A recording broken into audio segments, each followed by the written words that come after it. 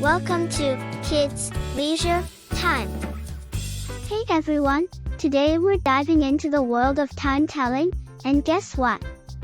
It's as easy as 1, 2, 3. Are you ready? Let's get started. So, here's our clock face. It starts at 12 and goes in a clockwise direction. That means we go from 12 to 1, 2, 3, and so on, until we're back at 12.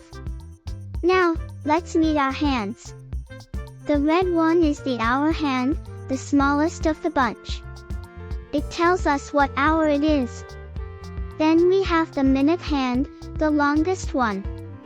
It shows us how many minutes we've gone into the current hour. Oh, and there's also the second hand, but for now, let's put that aside. We don't need to worry about counting seconds for telling the time. Now, let's focus on the hour hand. It tells us the hour we're in. So, if it's pointing to 1, it's 1 o'clock, and if it's between two numbers, we still say it's in the range of the nearest hour. Next up, the minute hand. It shows us each minute that passes within the hour. From 1 minute to 60 minutes, which equals 1 hour. And remember, there are 24 hours in a day, starting from 12 o'clock at midnight to 12 o'clock at noon, then back to 12 o'clock at midnight. So, you can have 7 o'clock in the morning and 7 o'clock at night. Now, when the time looks like this, we can say it's 7:15 or 7:15, because there are 4 quarters on the clock face. And when the minute hand goes past the 6 or the 30-minute mark, we say, to the next hour. For example, 25 minutes to 8, or 7:35. Let's check out some more examples. When we see this time, it's 8:05 or 8:05. Easy, right? Now, think of all the numbers on the clock face as just numbers for the shorthand, representing the hours. And there are specific numbers for the minute hand too. The more you practice, the easier it gets. Alright, let's try out some more times. Ready? Let's go.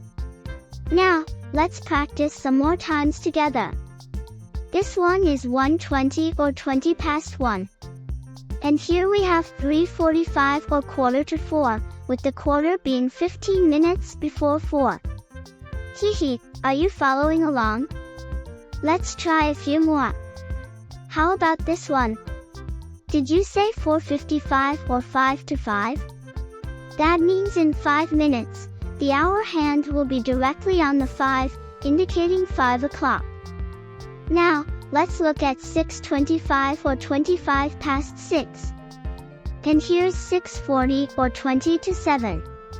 Okay, now it's your turn. I'll give you some times, and you can try to figure them out. Let's see if your answers are right. What's this time? Did you say 9:15 or 9:15? And how about this one? Did you say 11:50 or 10 to 12?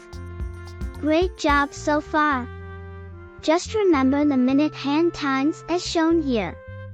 As a beginner, you can always count in 5s to see how many minutes the long hand is on. So, you can say 5, 10, 15, 20. That's 20 minutes past the hour of 10. Alright, here are a few more. 11:50 or 10 to 12. And this one is 12:45 or 1:45. Finally, it's 12 o'clock. Both hands are in the same position. So, when the minute hand hasn't progressed into any minutes into the next hour, it's just the hour o'clock. I think you've got the hang of it now. Did you have fun? Yippee! Now, let's talk about AM and PM. Imagine it's midnight, and the clock shows 12. That's 12 AM. It's super late at night, and all the time until the sun comes up is called AM. But when it's noon, right in the middle of the day, that's 12 PM. It's lunchtime. So, remember, we use AM for all the time before noon and PM for all the time after noon. For example, when I wake up at 7 in the morning, I say 7 a.m. And when it's time for dinner at 7 in the evening, I say 7 p.m. Easy, right?